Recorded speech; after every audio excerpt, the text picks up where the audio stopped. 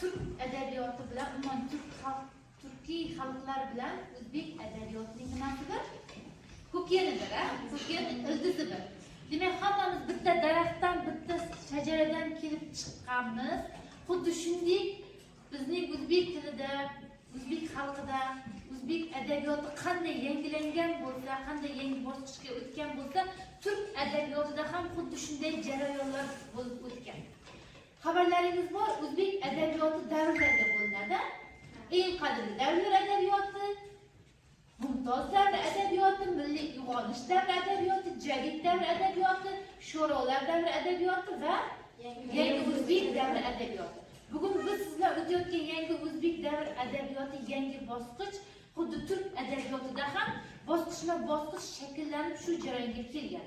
Misol uchun, turklarda edebiyot qanday bo'linadi? Turk edebiyotining nimalari, bosqichlari ketma-ketligi, demak,